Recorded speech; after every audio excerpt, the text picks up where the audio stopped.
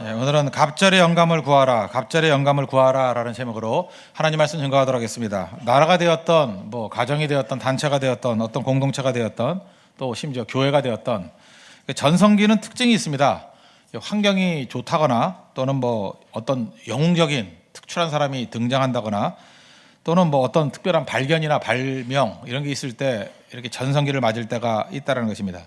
그러나 그런 것들은 이게 부수적인 거고, 사실 근본적인 부흥이 일어날 때를 보면 계승이 잘 되었을 때, 그러니까 앞 세대와 그 다음 세대가 계승이 잘 되었을 때 크나큰 부흥이 일어나고 그런 일들이 벌어졌다는 것입니다. 다시 말해서 후임자가 전임자의 뜻을 잘 받들어서 이렇게 세울 때 전성기가 나타나게 되었다는 것입니다. 우리 식으로 하면 뿌리 깊은 나무죠. 뿌리를 인정하면서 가지가 나오고 할 때 풍성해졌다는 것입니다. 근데 언제나 쇠퇴기에 빠지게 될 때는 계승이 제대로 이루어지지 않거나 또는 전임자가 했던 것들을 다 부인해 버리거나 뿌리 자체를 도끼를 내려 찍어 버리면 그건 다 무너지게 돼 있다는 것입니다. 디모데후서 2장 1절과 2절에 보면은 믿음의 4대 이런 게 나오죠. 내 아들아, 그러므로 너는 그리스도 예수 안에 있는 은혜 가운데 강하고, 2절이죠. 내가 많은 증인 앞에서 내게 들은 바를 충성된 사람들에게 부탁하라. 그들이 또 다른 사람들을 가르칠 수 있으리라. 사도 바울일 때 디모데에게 내가 2대, 디모데에게 부탁하는 게 뭐예요? 충성된 사람들에게 부탁하라. 충성된 사람들 3대. 그러면 그들이 또 다른 사람들을 가르칠 수 있으리라. 또 다른 사람들 4대. 그래서 바울, 디모데, 충성스러운 사람들, 또 다른 사람들, 확산이죠. 다시 말해서 사도 바울이 말하는 부흥의 기법이 무엇인가? 부흥의 요체가 뭐예요? 믿음의 계승이에요. 복음의 계승. 계승이 잘 이루어져, 트랜지션이 잘 이루어지면 그때부터 크나큰 부흥이 일어나게 된다. 우리도 마찬가지입니다. 부모님이 가지고 있는 믿음, 자녀들에게 잘 전수만 돼도 그 가문 일어납니다. 무조건 일어나요. 우리 장년 세대가 가지고 있는 믿음이 청년으로 전수가 되고, 청년의 믿음이 청소년기, 또 자라는 세대들에게 전수만 된다 그러면 큰 부흥이 일어난다는 것입니다. 우리 교회 같이 이렇게 여러 다양한 세대들이 모여 있지 않습니까? 서로 각 세대가 가지고 있는 장점들을 서로 주고받고 계승하기 시작한다면 엄청난 폭발력이 있다는 것입니다. 그게 부흥의 요체라는 거예요. 그런 면에서 오늘 이 본문이 우리에게 주는 의미는 굉장히 크다고 생각을 합니다. 원래 처음 은혜 받았던 걸 일대라고 합시다. 일대는 사실은 문제가 없습니다. 왜냐하면 열정이 있고요. 또 하나 비전이 있고, 무엇보다도 체험이 있습니다. 내가 해봤는 건데요. 해본 것보다 강한 게 어디 있습니까? 들어서 하는 것과 봐서 하는 거, 들어서 하는 것과 해봐서 하는 거, 이건 하늘과 땅 차이죠. 그래서 1세대는 되게 크나큰 부흥이 있습니다. 그러니까 여러분들이 1세대가 되는 복을 누린다는 것은 크나큰 축복 가운데 하나라고 생각을 합니다. 그런데 1세대가 정신이 제대로 들어가지고 그 다음 세대까지 복음이 전수되면 그때부터 폭발적인 부흥이 일어난다는 거예요. 성경에도 보면 이건 많지 않았습니다. 모세 다음에 여호수아 성공했죠? 요거밖에 없어요. 여호수아 다음에 사사기 끊어졌습니다. 다윗과 솔로몬 정도? 솔로몬 다음에 르호보암 끊어져 버리잖아요. 그러니까 그때 부흥이 일어난 거고, 그 다음에 또 중간에 유다의 아사왕 아들이 여호사밧이거든요. 아사, 여호사밧. 그때만 그 선한 왕이 2명이 나왔어요. 그리고 또 끊어져 버리고, 그 다음에 선지자로 친다 그러면 엘리야, 엘리사 없잖아요. 그 이후에 구약 성경 가운데 두 양세대가 같이 부흥을 이뤘던 경우가 있습니까? 거의 없습니다. 그러므로 부흥을 이루기 위해서 하나님의 축복도 중요하지만 중요한 건 뭐냐? 복음의 계승이 잘 이루어지는 것. 이건 생명 걸어야 될 문제고, 이거는 마귀가 이걸 끌어놓기 위해서 어마어마하게 노력을 하고 있다는 것입니다. 그래서 복음의 계승이 중요하다는 거예요. 오늘도 간증을 했죠. 인도 선교 간증을 했는데 3차 갔다 왔습니다. 3차 갔다 온 사람이 4차에 대해서 얘기를 하고 있죠. 이게 굉장히 중요한 거예요. 4차가 된다 그러면 그건 그 선교 부흥이 일어납니다. 1차의 은혜, 2차의 은혜, 3차의 은혜 연속되는 거, 굉장히 중요하다는 것입니다. 그래서 그 다음에 또 가야 될 뭐라 그러죠? 그 강박관념이 생기는 거예요. 성령이 주시는 겁니다.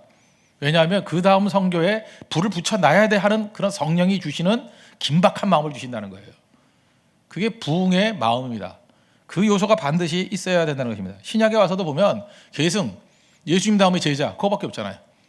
예수님 다음에 그 제자들, 사도라 그래서 속사도라 그러는데, 속사도 시대 때 계승이 약간은 이루어졌지만 그렇게 강하게 이루어지진 않았어요. 그죠? 그 다음에 퍼져갔을 뿐이지 별로 많지 않습니다. 또 모델 보면 바울과 디모데 정도, 바울과 디도 정도, 그 위에는 계승이 그 밑에 또 있었는지 많지 않습니다.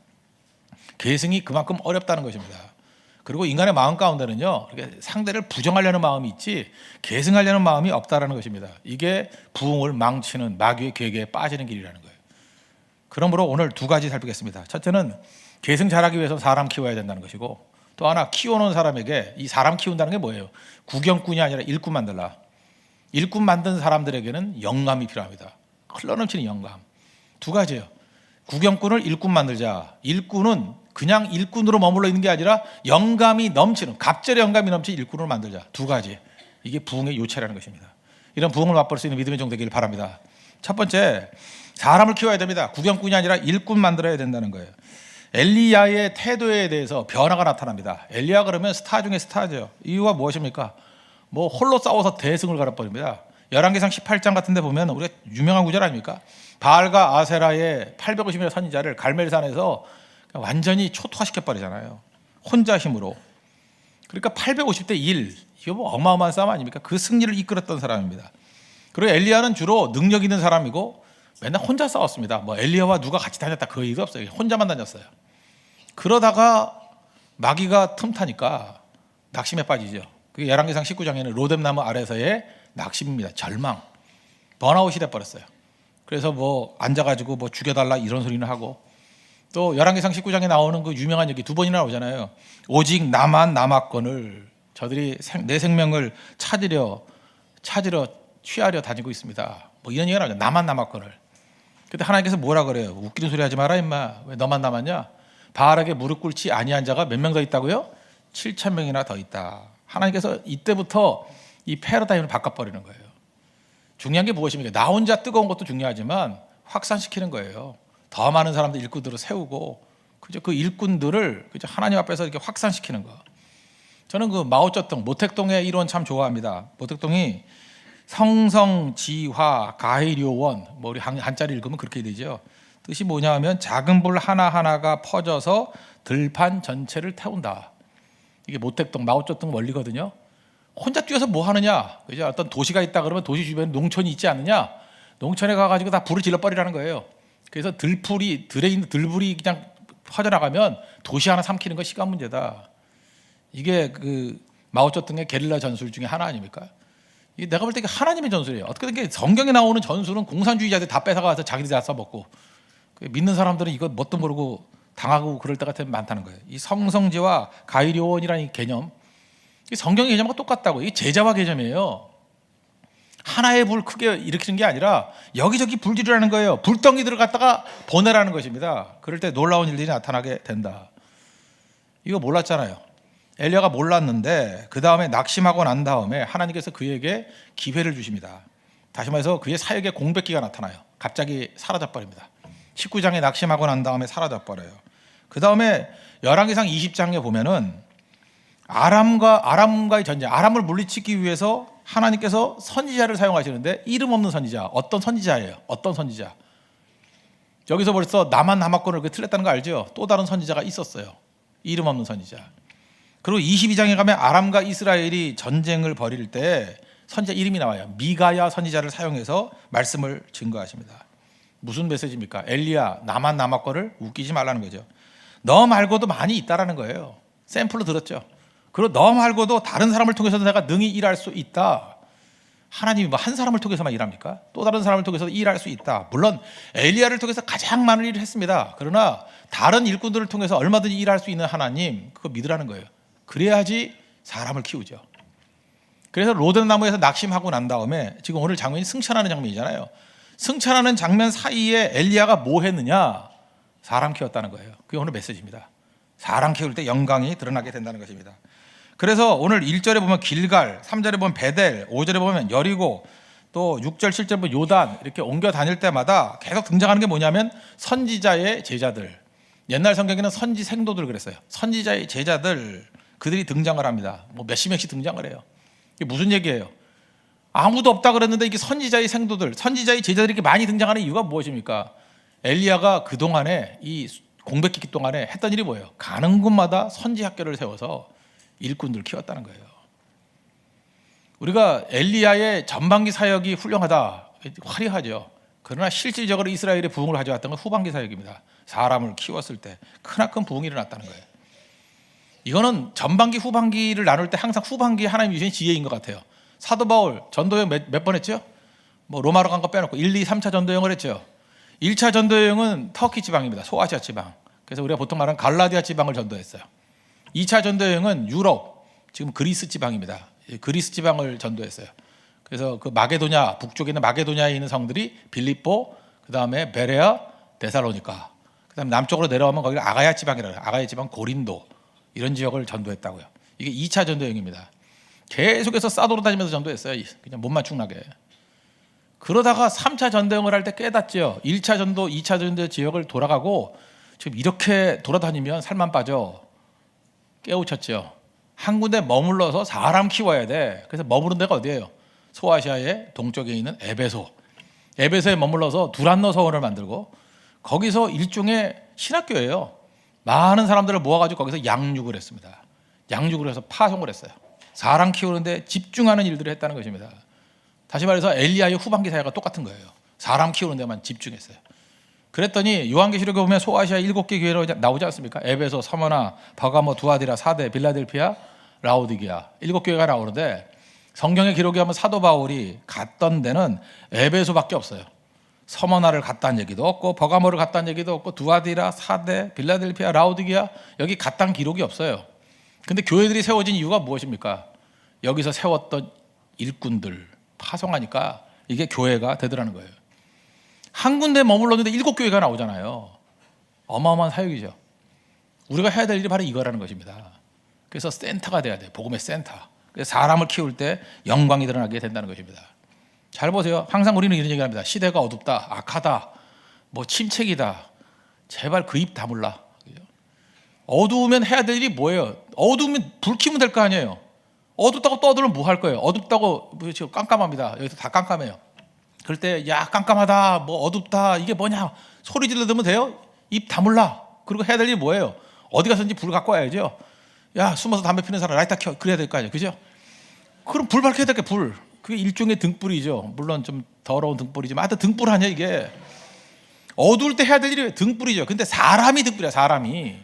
그 시대가 어둡다, 시대가 어렵다 그럴 때 해야 될 일이 뭐냐면 사람이라는, 그죠? 어떤 인간이라는, 인재라는 등불을 켜야 된다고요.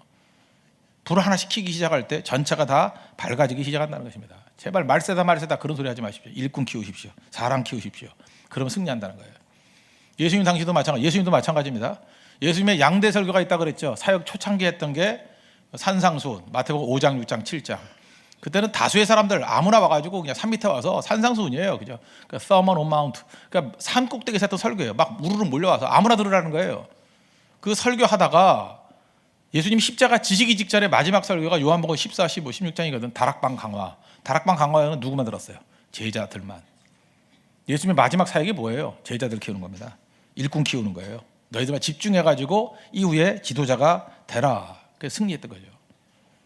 제가 옛날에 뭐 그런 칼럼도 되게 많이 썼습니다. 19세기에 가장 위대한 사역자 중에 뭐 몇 사람을 들라 그러면 미국엔 D.L. 무디, 드와이트 무디, 그 다음에 영국에는 찰스 스펄전.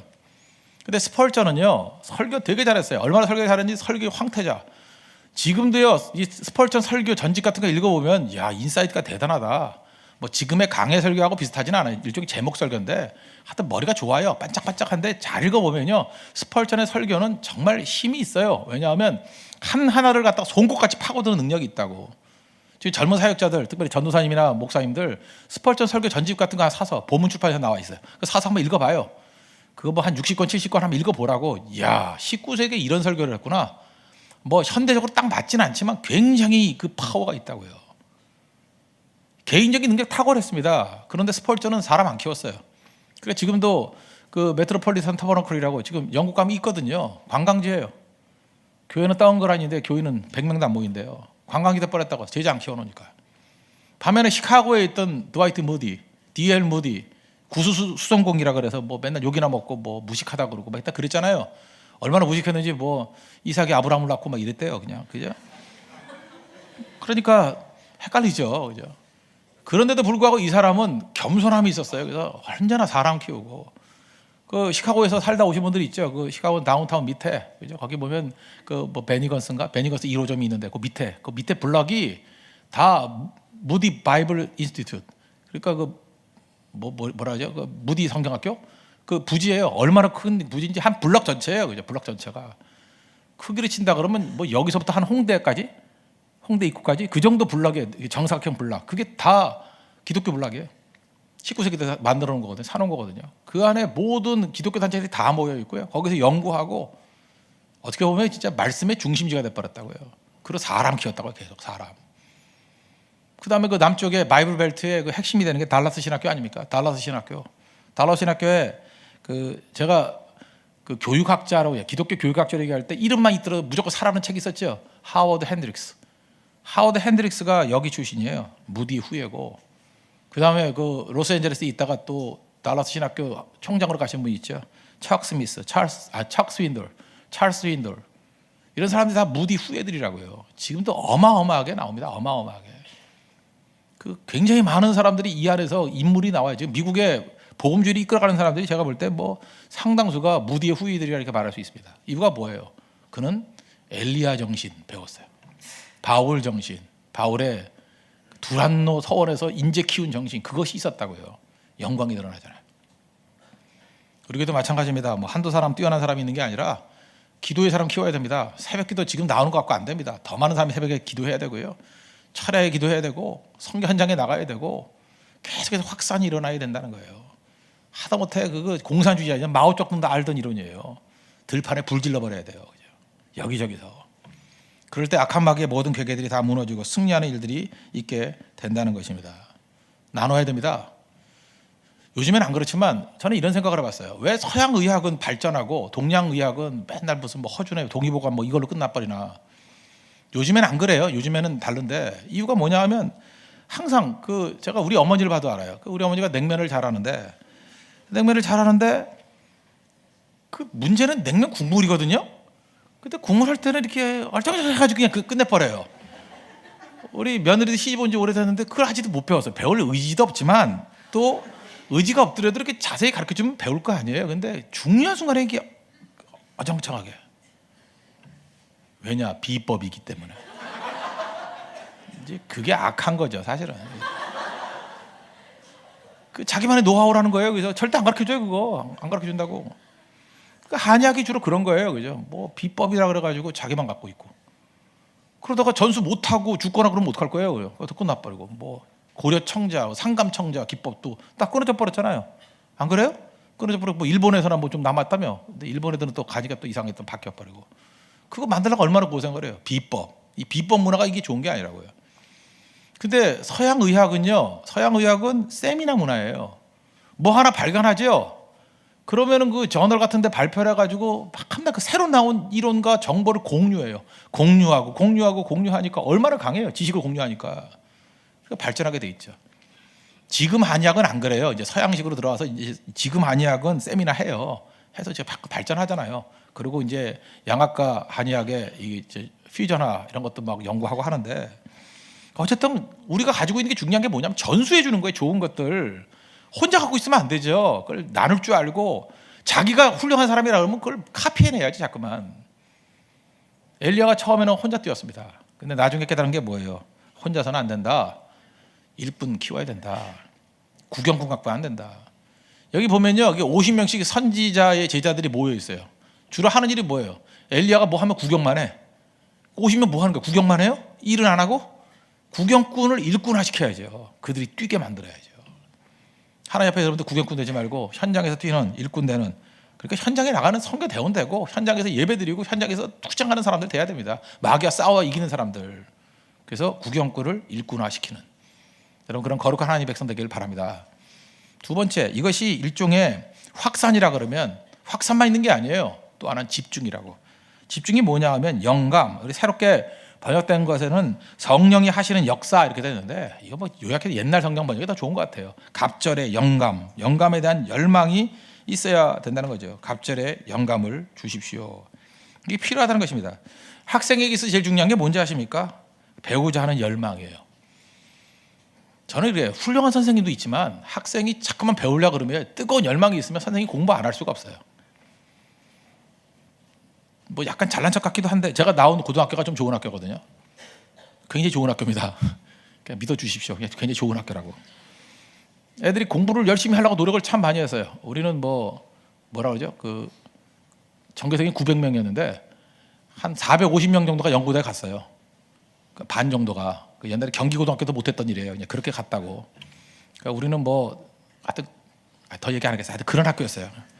그런데 이제 수학 선생님도 많이 있잖아요. 많이 있는데 이게 상황을 얘기해도 되나? 그냥 약자로 할게. 수학 누군데 그 사람이 탁시 선생님이에요. 수탁이었어.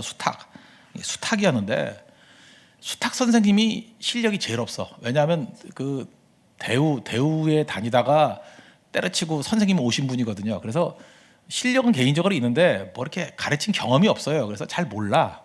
그래서 공부를 좀 안 하신 분이에요. 그러니까 공부 원래 실력은 있지만 가르치는데 이렇게 익숙치가 않은 분이었어요. 근데 우리 학생들이 어떻게 하는지 알아요? 아주 까다로운 문제, 일본에서 낸 문제 이런 건 맨날 질문하고 수탁을 완전히 치킨으로 만들어 버렸다고요. 그죠? 그랬더니 이분이 막 분노해가지고 애들 패고 우리 또 맞아가면서 질문하고 분위기가 그런 분위기였어요. 선생님 아주 물먹이는 분위기. 우리 때는 수탁이었어요. 근데 2년이 지나고 난 다음에 우리 후배한테 물어봤더니 최고 수학 선생님 됐대요. 우리 자부심을 느껴요. 우리가 만든 거예요.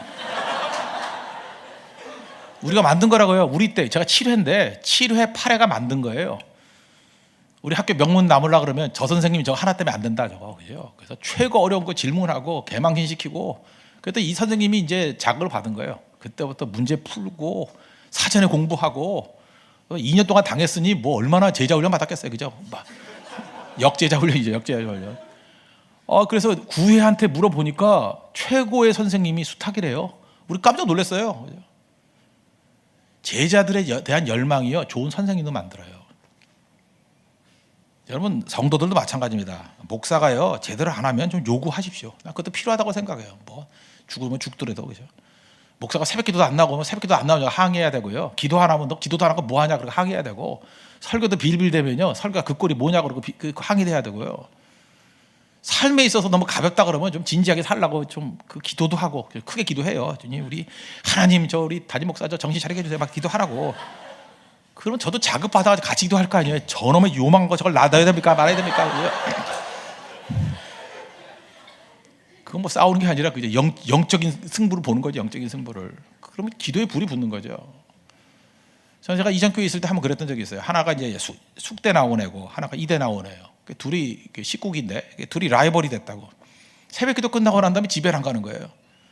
하나가 8시까지 기도하면 하나는 8시 30분까지. 그러면 또 딴 애들이 8시 40분까지. 둘이서 9시까지. 학교도 안 가면서 계속 기도하는 거예요. 그때 하여튼 간에 그래서 걔네들 학점은 안 좋았지만 걔네 둘 때문에 교회가 분위기가 완전히 살아났어요. 왜냐하면 영적인 경쟁? 뭐라 그래요? 영적인 그 싸움? 내가 더 많이 기도한다. 그죠? 그때 어마어마하게 부흥시켰어요. 한 사람이 막 50명, 60명 막 변화시키고요. 진짜 옆에 가기가 힘들었어요. 그죠? 여동생인 같았어요. 얼굴이 딱 쳐다보는 순간에 고개가 팍 숙여지고 그냥. 그 뜨거운 열정, 기도 그런 게 있어야 된다는 거예요. 그게 꼭 필요하다는 것입니다. 하나님 앞에 이런 마음이 있어야죠. 저는 엘리야의 이 마음이 필요하다고 생각해요. 엘리야한테 그냥 당신의 영감을 나에게 주십시오 정도가 아니라 그냥 곱빼기 2배 주십시오. 당신의 갑절의 영감을 받기를 원합니다. 도전 정신이죠. 적어도 제자는 이런 정도가 있어야 돼요. 그리고 실제로 하나님께서 그런 은혜 주셨어요. 그래서 기적이 엘리야에게 7번 나오고요. 엘리사에게 14번 나와요. 그 의도적인지 모르지만 그렇게 기적도 2배씩 진짜 갑절의 능력과 영감이 임하게 되었다는 것입니다. 그러므로 젊은 사람들 절대로 스승 너무 존경하지 마십시오. 우리 부교육자들 담임 목사 너무 존경도 안 하겠지만 존경하지 마세요. 막 무시하는 모습이 있어야 돼요. 네가 2시간 기도해? 난 4시간 기도한다. 이래야 되고요. 그죠? 네가 책을 10시간 본다고? 난 20시간 볼 거야. 네가 15시간 보다 30시간 하루는 24시간이기 때문에 안 되는 거죠. 그죠? 그런 마음으로 완전 하나님 앞에 엎드려 기도할 때도 갑절의 영감을 구해야 된다고요. 갑절로 더 주십시오. 왜 더 달라 그래요? 시대가 악하니까. 하나님께 항의하라고요. 하나님 저 때는 태평성대였기 때문에 저 때는 부흥기였기 때문에 저 정도 영감 갖고 뛸 수 있습니다. 지금은 이렇게 어렵지 않습니까? 척박하지 않습니까? 인도 선교 가야 됩니다. 주님 맨날 배 타려고 이러는데 이거 그냥 되겠습니까? 안 되죠. 인터내셔널 스타벅을 주시고 뭘 먹어도 소화시킬 수 있도록 해주고 창자를 변화시켜 주십시오. 그렇잖아요. 설사하러 갔어요? 설사하러 갔냐고. 그 자랑해 자랑 그게 기도해야죠. 140만 원 내고 설사하러 갔냐고 그거 아니잖아요. 그러면 기도하고 가야지. 하나님 뭐 두려워 떨면서 이제 인도 선교는 가면 안 된다. 자꾸 저런 소리 하니까 약한 사람 안 갈라 그래. 뭐 인도는 안 간다 그러고. 인도만 그런 거 아니에요. 네팔도 마찬가지였어요. 다 말을 안 해서 그런 거지. 다 비슷비슷하지. 물론 인도가 더 더럽죠. 그건 확실하지만 그 도전해서 이겨 나가면 되는 거 아니에요, 그죠? 그 갑절의 영감, 갑절의 능력, 갑절의 체력 뭐 다 필요한 거예요, 하나님 앞에서. 저는 엘리사 정신이 우리에게 꼭 필요하다고 생각합니다. 문제가 있으면 어때요? 문제보다 더 큰 거를 구하면 되는 거죠. 창세기 2장 7절 보니까 인간에만 독특성이 있어요. 하나님이 땅에서 흙으로 사람을 지으사 생기를 그 코에 집어넣었다 그랬어요. 인간의 생기, 이게 바로 뭐예요? 성령이죠. 영적인 거, 영혼의 능력. 우리 사람을 나눌 때 예를 들어서 생물학에서는 무생물과 생물 이렇게 나누잖아요. 불교에서는 어떻게 나누나요? 불교에서는 인간도 동물 중에 하나로 치는 것 같아. 그죠? 이렇게 뭐 윤회한다 그러니까. 그러니까 살생하면 안 되잖아요. 뭐 이런 거. 그러니까 인간도 동물 중에 하나라고 불교 세계관은. 근데 기독교만은 인간과 동물을 나눠요. 인간은 하나님의 형상이에요. 영적 존재라고. 그래서 동물이면은 기관이 제대로 돌아가면 되는 거예요. 그러나 인간은 하나님과의 교제가 있어야 돼요. 영적인 거. 그게 영감이에요. 영감. 여러분 사지가 멀쩡하고 아무리 건강하더라도요, 하나님과 교제가 없으면 살았다 하나 죽은 자입니다. 영감을 달라고요. 하나님과 교제하는 능력, 하나님이 부어주시는 그 능력이 있기를 원합니다. 그게 생명이에요. 그래서 교회는요 어떻게 존재하는지 아십니까? 살아계신 하나님의 말씀이 임하면 교회가 되는 거예요. 그 말씀이 생명이기 때문에. 뭐 교회가 뭐 창립하고 교회가 되는 게 아니고, 사도행전 봐요. 성령이 임하고 말씀이 임하니까 그게 교회가 돼버렸어요. 교회 출생은 성령의 임재예요. 교회 출생은 말씀의 임재라고. 그때부터 나타나기 시작하는 거죠. 그게 바로 영감이라고요. 생기가 들어가듯이. 껍데기 다 있다고 되는 거 아닙니다. 그래서 교회도 그렇고 여러분 팀도 그렇고 생명이 들어가야 돼요. 생명이. 영감이 갑자기 더 있는 그런 것이 되길 원합니다. 구하면 하나님이 주신다는 거예요. 그래서 우리 한 사람 한 사람들 그냥 훌륭한 간사로 머무르지 마십시오. 갑절에 영감 있는 간사 되십시오. 훌륭해서는 안 돼요. 이 시대가 너무 악하기 때문에 구수로 머무르면 안 돼요. 베스트가 돼야 돼요. 구수로 머무르면 안 돼요. 그레이시 돼야 돼요. 하나님 앞에서 이렇게 변화되는 모습이 있어야 된다는 것입니다. 하나님께 구하면 줘야 안 줘요? 준다고요. 너희가 얻지 못하면 구하지 아니하기 때문이요. 구하십시오. 성령 달라 그러는데 하나님 주신다 그랬잖아요. 구하면 주신다고. 산상수훈 얘기했죠. 산상수훈에 팔복이 나오는데 5장 8절에 보면, 마태복음 5장 8절, 마음이 청결한 자는 복이 있나니 그들이 하나님을 볼 것이다. 마음이 청결한 자. 청결한 자라는 게 뭐냐 하면 깨끗한 마음, 그런 것도 있지만 이거 원문을 보면요, single mindedness, 그러니까 순수한 마음이에요. 한 가지. 싱글 포커스라고도 해석할 수 있어요. 포커스가 하나인 마음은 싱글이에요. 하나예요. 하나. 마음이 두 개가 되는 게 더러운 마음이에요. 그러니까 뭐 예를 들어서 어떤 한 남자가 A도 좋아하고 B도 좋아한다. 그거 더러운 마음이에요. 근데 A만 좋아한다. 그러면 그게 청결한 마음이에요. 성경 그렇게 해석을 해요. 그 싱글 마인드니스, 또 싱글 포커스, 그런 뜻이라고요. 청결하다는 게. 깨끗하다는 건 둘이 아니에요. 그래서 마음이 둘로 나눠진 자가 더러운 거예요. 마음이 주님만 향하는 거, 청결한 거라고요. 청결한 마음이라는 것은 케르케오라 그런 얘기 했어요. 그 한 가지만 바라는 마음이라고 정확히 해석한 거죠. 청결한 마음. 엘리사가 왜 간절한지 아십니까? 그에게는 내게는 한 가지 소원이 있대요. 갑절의 영감. 영감 주십시오. 갑절의 영감. 그때부터 은혜의 집중 현상이 나타나기 시작하다는 것입니다. 구하면 주십니다. 여러분 지금 여러 가지 부분에서 새롭게 시작하는 분들이 있죠. 갑절의 영감을 구하십시오. 지금 우리 저녁 성가대도 뭐 날로 부흥하고 하는데 갑절의 영감을 달라고 그러십시오. 그럼 하나님께서 더 많은 일꾼들 보내주시고 더 많은 악기, 그 다음에 그 찬양을 통해서, 연주를 통해서 사람 다 뒤집을 수 있어요. 그런 데가 여기저기서 나오기 시작해야 돼요. 그냥 하향 평준화 돼 있으면 안 되고요. 그냥 무시해버리고 막 특출나게 튀어나오는 사람이 나와요. 각 분야에 엘리사가 막 나와야 돼요. 갑절의 영감이 막 나와야 된다고요. 진장들도 그냥 올망졸망 1, 2, 3, 4진 뭐 해가지고 비슷비슷하면 안 되고 그냥 갑절의 영감을 나타내 팍 튀어나와야 돼요. 간사들도 갑절의 영감을 나타내 팍팍 튀어나와야 되고, 어떻게 저런 사람이 저기서 나올 수 있을까 하는 사람들이 막 나오기 시작해야 된다고요. 그게 부흥입니다. 부흥은 두 가지 현상이 같이 벌어져요. 확산. 많은 구역군들을 일꾼으로 만드는 확산이 이루어지는 것과 동시에 한 사람에게 부어지는 은혜가 있다는 거예요. 갑절의 영감을 구하는 것. 그 사람이 여러분이 되는 우리 축복과 은혜가 임하기를 바랍니다. 그럴 때 우리 교회를 통해서 또 이 주변에 있는 모든 난관들을 다 이기고 크락과 부흥을 이룰 수 있는 하나님의 종이 될 것입니다. 부흥을 사모하십시오. 모두 다 자리에서 일어나겠습니다. 부흥 2000 찬양하겠습니다.